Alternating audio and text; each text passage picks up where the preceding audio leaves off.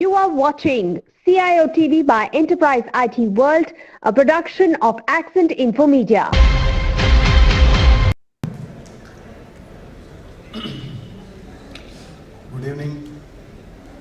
Good evening, ladies and gentlemen. So today we have been talking about enhanced role, CIO role in the boardroom. So today, if you look at it, let me bring you back to the couple of years back. Previously, if you look at it, CIO's role was not there. We were doing the people who are the one of the in charge who was doing a DP role, and they were performing as a doer job. They were just doing it. Somebody's asking and then performing the task. Then the role is little changed, and people have started doing the following jobs, follower jobs. That means we are working with the businesses, we are doing something with the enabling the businesses. Then later on we started enabling the businesses. Enabling the business, that means the IT is dependent and we are enabling the businesses to do more businesses. Now the era is little changed. Now we are not doing a more towards the enabling the business, we are actually transforming the businesses. We are transforming the business model, right? So let me quote you here one of the classic example where we were previously traveling via the aircraft. We used to get the like a payslip kind of booklets, and then we used to go and we collect it from the travel agency, and then check-in counter we show it, and then one will tear it off and one we keep it on ourselves, and then boarding we used to show it. So that's what how the model was working. Then later on the little change. Later on little change. The changes happen what? Instead of booklet, we used to take a printout.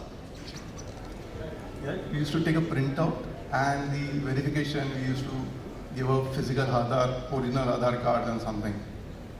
And then the transformation happened digitally, where we used to show everything digitally.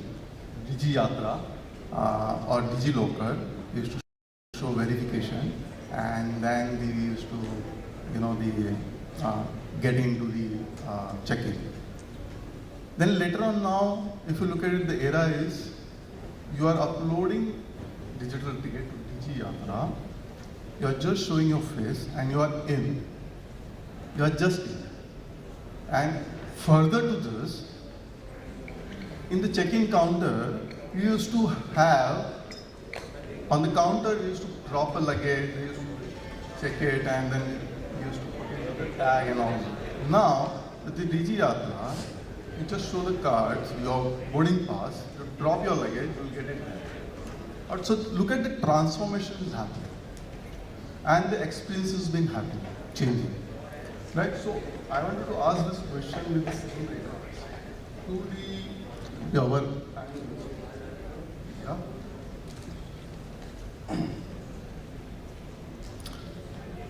to Krishnan ji, that how can CIO better translate technology trend into the business opportunity for the board? Thanks, Hitesh. You rightly explained how the technology has been transferred over the year, and I would say IT function has been changed. Earlier, IT was only doing implementation, technology implementation everywhere. Now, IT is more focused, customer-centric and business-centric. And if you ask me, I have attended an event in Singapore few year back. I met a person, David, who is the CI of DBS Bank. He shared a concept with me. I will share all of it with you. The concept is business equals technology. What does it mean with business equals technology? Business equals technology means I am a CEO of organization. My job is customer expectations, satisfy customer expectations, and business output. So he deviated the law. So my job not only managing technology, my job is also business output, satisfy business output and customer expectations. So that is the difference. And I am also very much agreed. And if you ask me today, beyond CIO is working beyond IT, everywhere. They are not only implementing technology. Absolutely right. Beyond IT, they are part of the boardroom. They are part of the CIO, all the CEO level discussions are now. They design business models along with the CEO. Perfect. They are part of the revenue discussions. They are part of the customer touch points. So if organizations net profit today 100 crore and organizations planning to 500 crore, they can do today without technology. Absolutely. They can't do because 100 crores to 500 crore reaching, it's not manual task, nobody can do. So obviously they have to transfer their business model from offline to online. They need a robust technology platforms. They need all the new technology, AI, ML, data-driven approach, everything. So CIO is the only person who can work with the CEO, and both CIO and CEO, they can present to boardroom and which is aligned to business goal. So, Absolutely. so that's what I can tell you. And another thing I am going to highlight, one of the survey I attend, where 650 CIOs globally attend that survey. 60% of CIOs aiming to be part of revenue generation and part of the board of CIO meeting by end of 2025.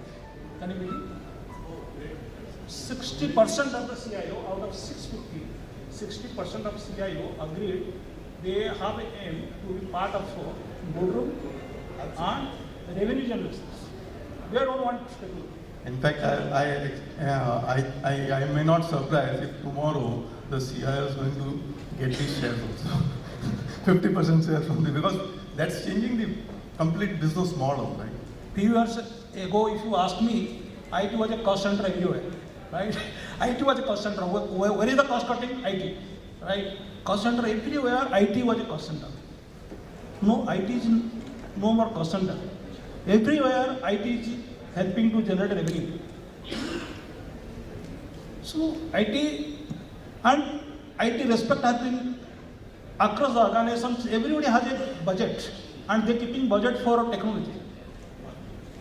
So IT has been improved from previous day where only technology implementation to a function where business centric and customer focused.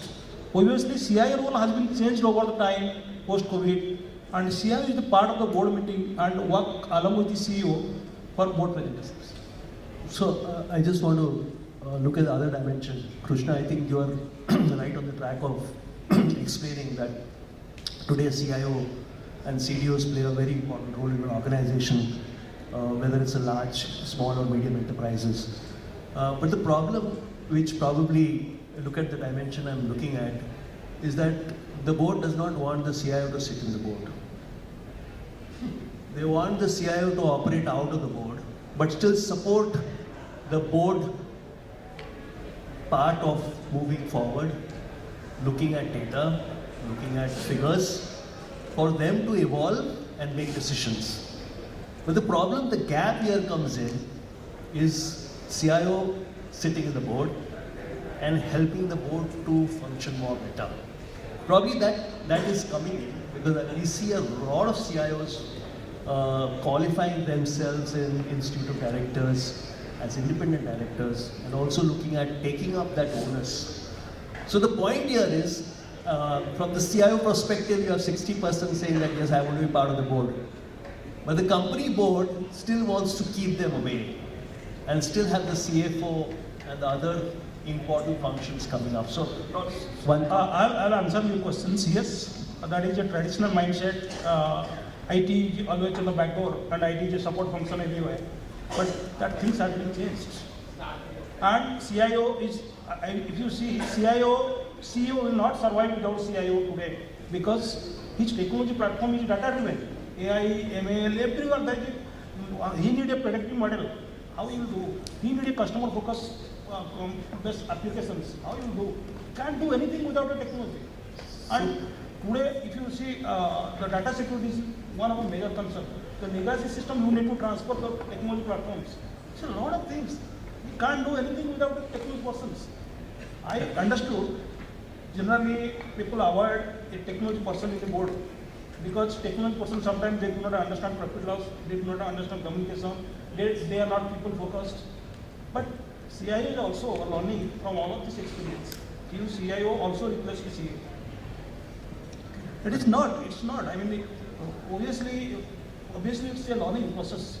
If CIO learn business and CIO know technology, why can't CIO will be the choice in boardroom?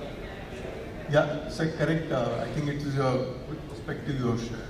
So my next question is about what are the some best practices To ensure a more collaboration relationship between the CIO and the board, because that's a the very key aspect I wanted to hear from you and your experience. Yeah, thanks. So, best practices for ensuring better collaboration between the board and the CIO. I will mention 3 points. Any collaboration and relationship is built on communication and trust. Right? Perfect. So, this means that the CIO needs to be in constant touch with the board members. Generally, the attendance is limited to once in a quarter or audit committee, review meeting, etc. Right? Which is required by the role that the CIO plays. But it is beneficial to connect with the board members outside the meeting also. In the office, outside the office. That's where you build a relationship with the board members. And that relationship helps you get more collaborative with the board when they meet together. So that's the first point. Second point is talking English. Right? I give you one example. Typically, the most common issue that is faced in this era of digitization is link failure. If the internet link fails, you are disconnected from the world.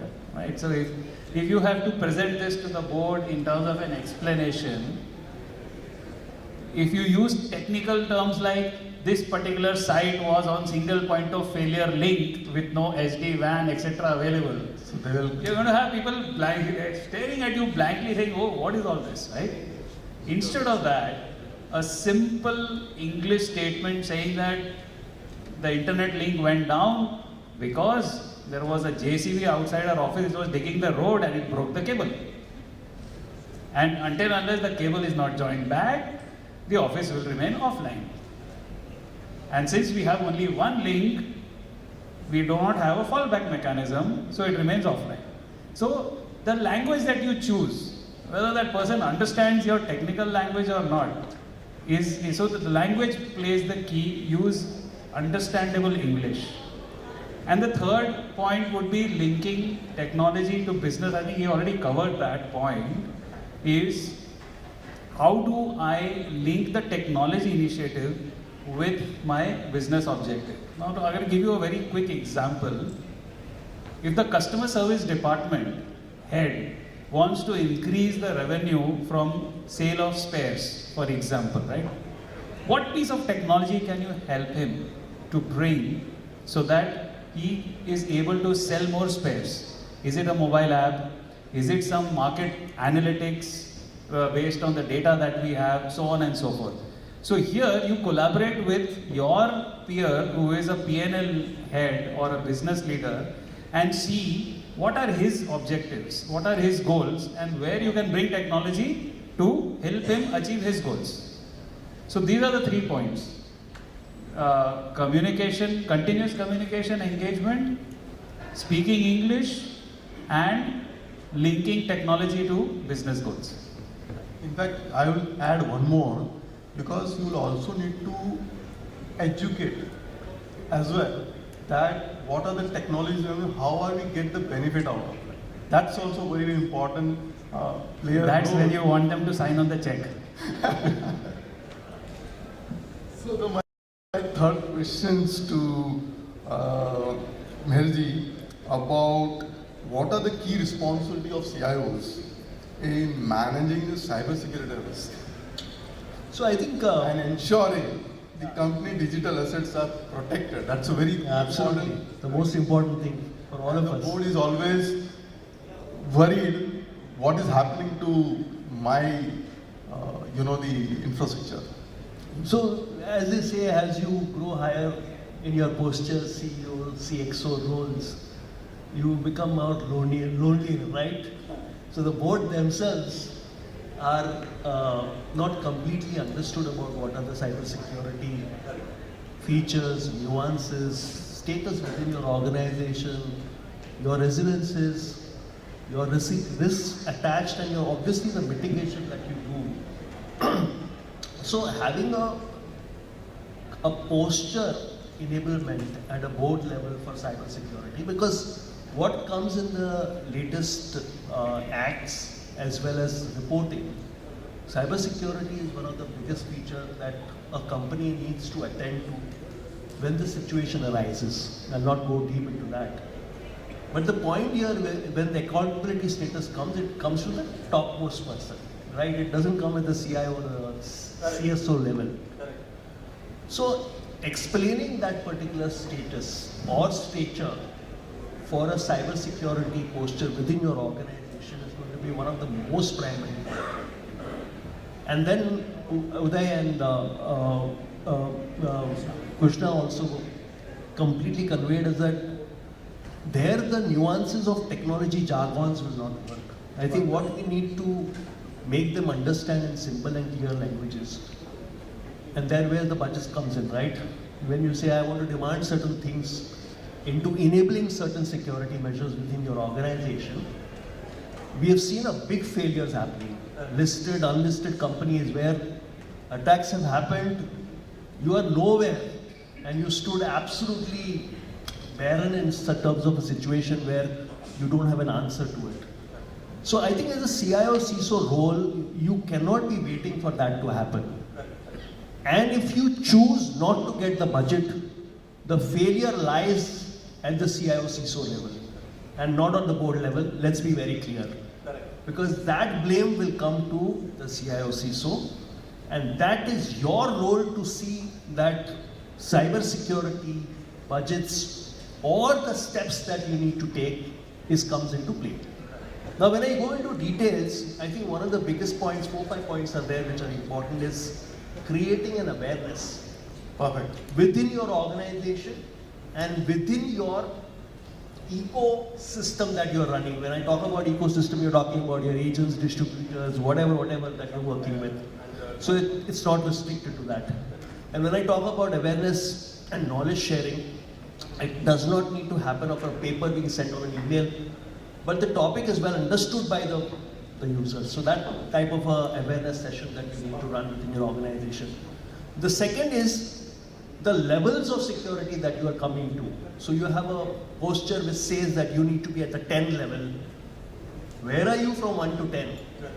And what have you done within your organization? I am not saying go to the 10 level straight off, but do the basics right. Move up the scale where you have infrastructure security, network security, your data security, all the ones that are well covered. At the board level, when you're talking about, you have the risks which are a mitigated risk when you talk about saying that, okay, if an attack happens, are you well covered? Now the well covered part comes in on the steps that you see of recovery. Absolutely. And the second thing is the risk that you take in terms of compensation of downtime within your organization. So is there a payout of insurance that is covered within your organization, which is now becoming very, very important. So the reporting, obviously, those situations, if you're a listed company, you need to report in 24 hours, or whatever, 6 hours, those things are there.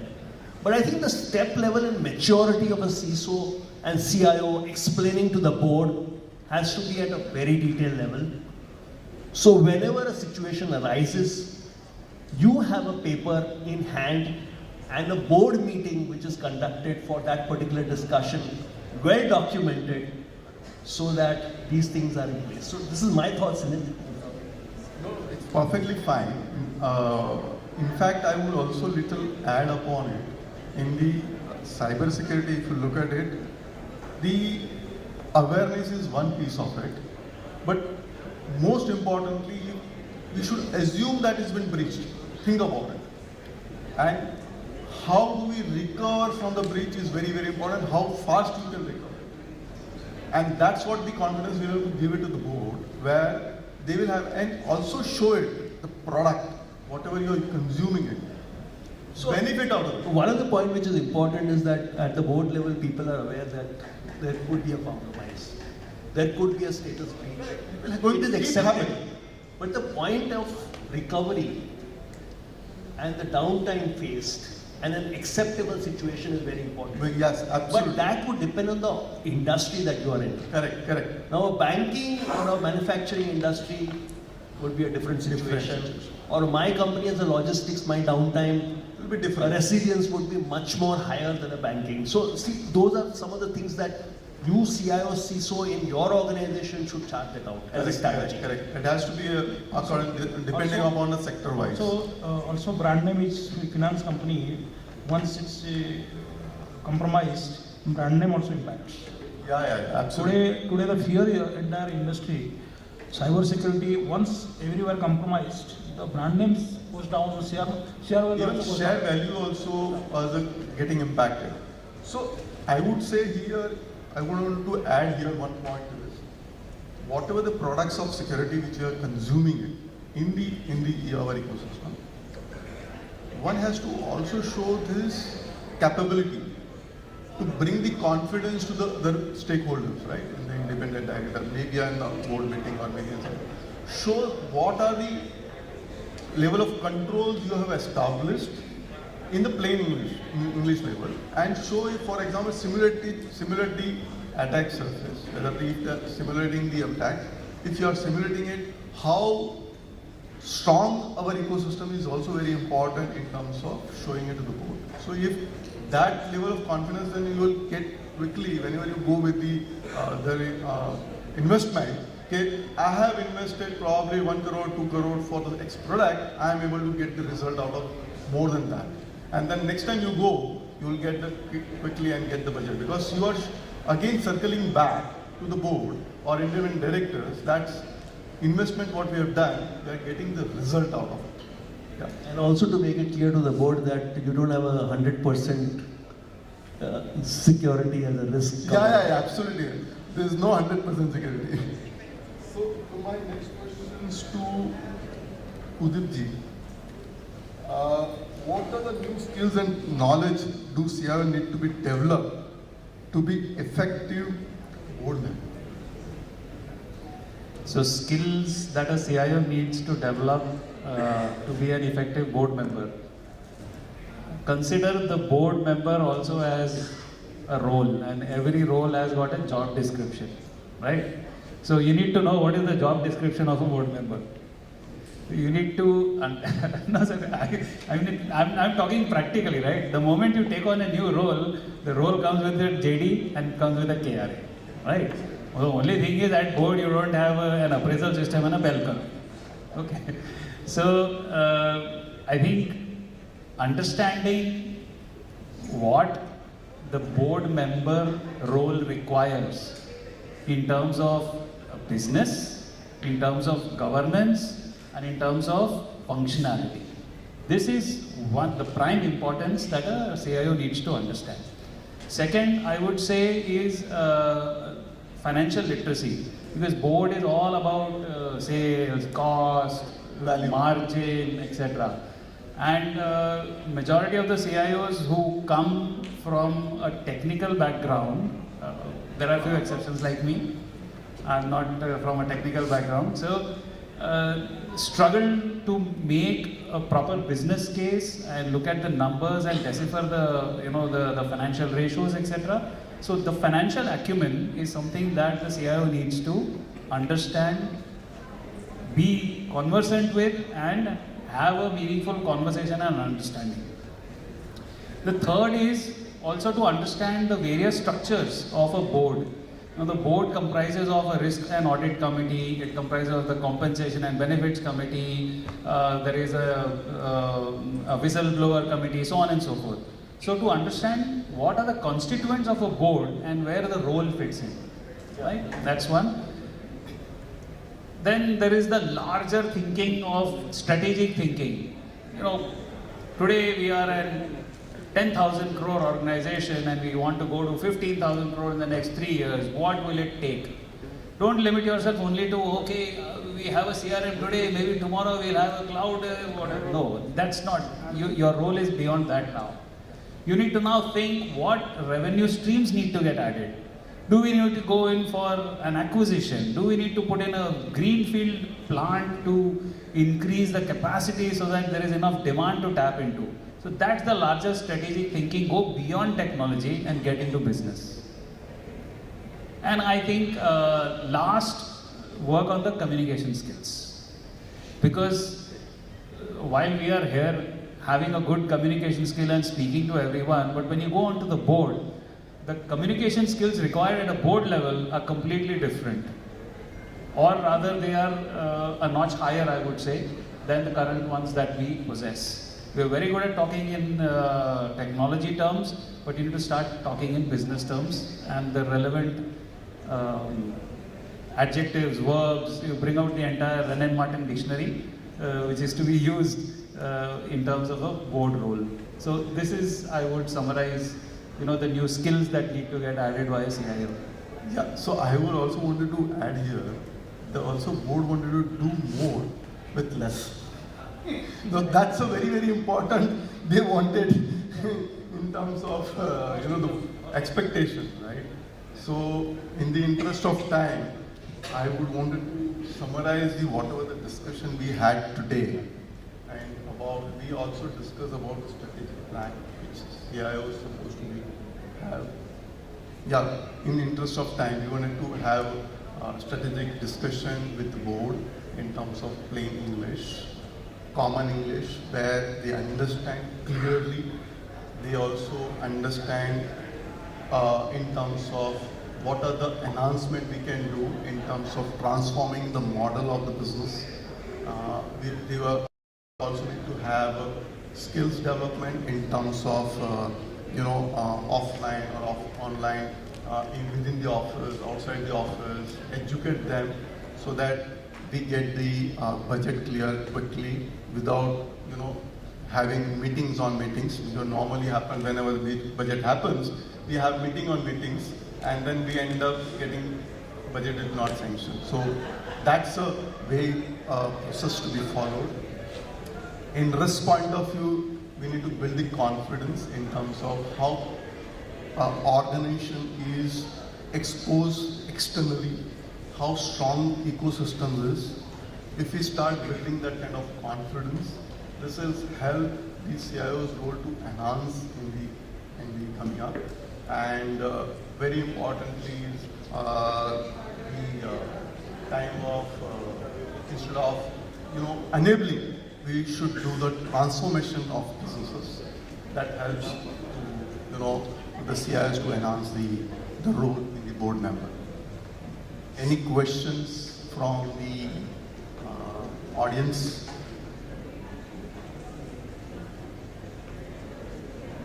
Everyone is hungry.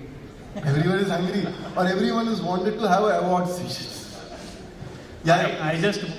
I just want to make one point here about communication and talking in English. You heard the example which Hetal gave, starting from a paper ticket travel to face recognition, right? He has very beautifully in plain English and everyday life example given you a digital transformation journey. That's exactly what the CIO needs to do talk English, talk with everyday examples. Thanks, Ethel, for that. Yes, sir. I think, can somebody give us a mic, please, if you don't mind?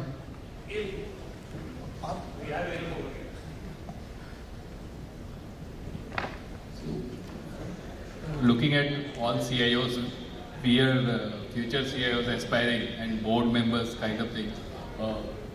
We talk about job description of board members, but board is having pressure of margin and shareholders. Okay, so being a CIO or future CIOs, profit is one thing, but how we can educate ourselves for the end customer or the owner of the company, because most of the companies are now funded or listed companies. So responsibility towards regulator, responsibility towards shareholders. So as a CIO, how we can prepare for this? Thank you. Yeah, I think one of the points you clearly mentioned is the stakeholder and the shareholder value situation, especially when it is pointed out to the IT lead of the organization.